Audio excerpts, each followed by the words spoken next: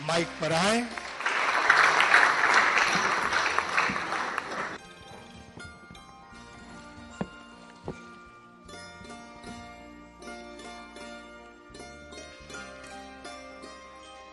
दोस्तों नमस्कार। और साहित्य अकादमी ने सबको सम्मान दिया और जितने सम्मानित दोस्त हैं यहाँ उन सबको मैं एक बार फिर मुबारकबाद देता हूँ। ये बड़ा लंबा सफर होता है साहित्य का। बड़ी अच्छी बात की साहित्य अकादमी ने जो इसके अंदर एक सिंफ, एक ही ऑनर और शामिल कर लिया, प्लेज, ड्रामा। नादिरा जी की आमद से बहुत अच्छा लगा कि ये भी उसी साहित्य का हिस्सा है। जिंदगी की बात जो भी कहे और जैसे भी कहे, जिन अल्फाज में कहे, मुझे वो साहित्य लगता है। वो किसी भी सिंफ में, किसी भी फॉर्म में, वो घर लिखे खत में भी जब जिंदगी का कोई हिस्सा दिखाता है तो वो साहित्य हो जाता है, वो लिटरेचर हो जाता है। इसीलिए हमने बड़े बड़े विद्वानों के खत भी शायर किए हैं, हमने उनके लेटर्स भी शायर किए हैं।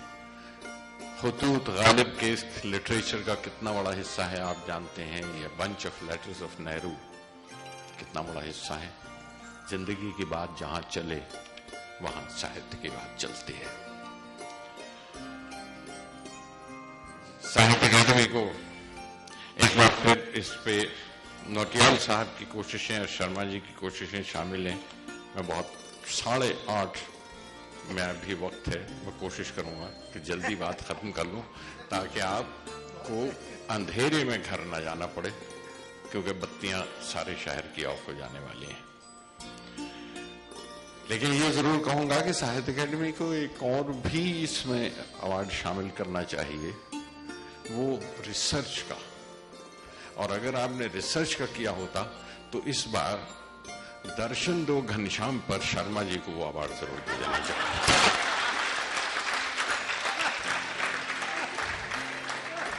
वो जरूरी लगता है। इतनी लंबी चौड़ी रिसर्च की है एक लाइन पर, और उन्हें एक खत नहीं लिखता। एक खत नहीं लिखा आपने, जिन्होंने फिल्म बनाई या डायरेक्टर को लिखा हो या राइटर को लिखा हो तो बात हो। उन्हें चाहिए कि प्रेस के अंदर मेरा नाम क्यों नहीं आया, तो प्लीज प्रेस वाले उनका नोट दे दें, क्योंकि उसके बाद उनके रिसर्च वर्क को तशवीह नहीं होगी, क्योंकि वो ज्यादा जरूरी लगता है। हमें वैसे भी आदत है थोड़ी सी कंट्रोवर्सी का मजा लेने की, वरना सच पूछिए तो जय हो क्या आपने पहली बार सुना है? इससे पहले क्या सुना नहीं कभी? हम तो छत्रपति की जय हो कहते चले आए हैं, महाराज की जय कहते चले आए हैं, हमारी सभ्यता का हिस्सा है।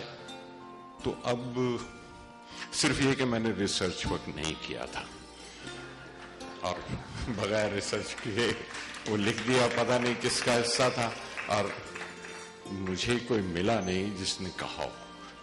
अच्छा वो बच गए। बाकी मैं चंद लाइनें थी किया मेरे दोस्त की, तो उसके लिए ये एक पर्चा मेरी जेब में है। विश्वनाथ जी मेरे बड़े पुराने दोस्त हैं, और यकीन मानिए ईमानदारी से कह रहा हूं कि मैं सिर्फ विश्वनाथ जी की वजह से साहित्य के साथ जुड़ा हूं, साहित्य अकादमी के साथ जुड़ा हूं, राइटर्स के साथ जुड़ा हूं। लेकिन आज मैं दूल्हा को चुरा के अपनी गाड़ी में रख के उन्हें साथ लेकर आया कि कहीं और न निकल जाए। तो विश्वनाथ जी के लिए हाजिर हुआ। बड़े पुराने दोस्त हैं मेरे, बहुत ही पुराने। और पुराने से जब मैं कहता हूं तो मतलब ये नहीं कि बहुत घिसे हुए हैं या फटे हुए हैं, इसका मकसद हरगिज ये नहीं होता। पुराने की इमेजेस बहुत तरह की हो जाती हैं। जैसे ऐसा भी नहीं कि कोई हारमोनियम बिगड़ गया हो, उसकी ट्यूनिंग करानी, उसकी रीड्स हिल गई हैं, या कि फतुई मेरी हाँ कि फतुई मेरी पुरानी हो गई, तो वास्केट जैकेट कि पुतली पुरानी हो गई है, उसकी सीवन उधड़ गई है, या कोहनियां फटने लगी हैं, या एक बाजू लटक गया है। मेरे दोस्त के साथ ऐसा कुछ नहीं हुआ। हाँ, अगर उनके बाजू लटके हुए हैं तो बड़ी नेचुरल पोजीशन है,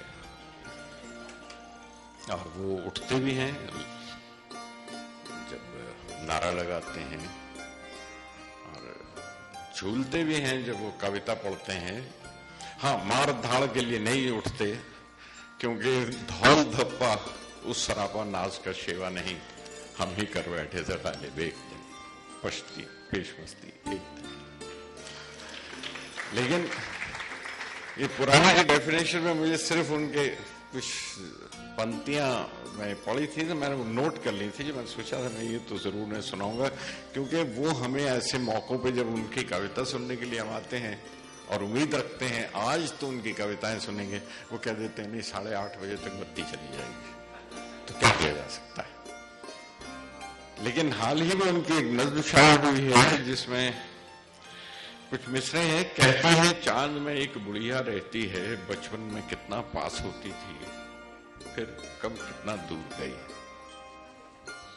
ये आपकी कविता अभी हाल ही में शामिल हुई है।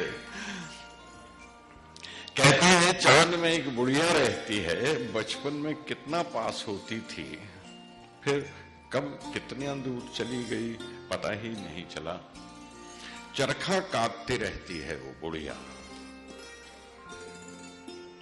मन किया करता था कभी उससे सूत मांग लें ढेर सारा सपने बुनने के लिए।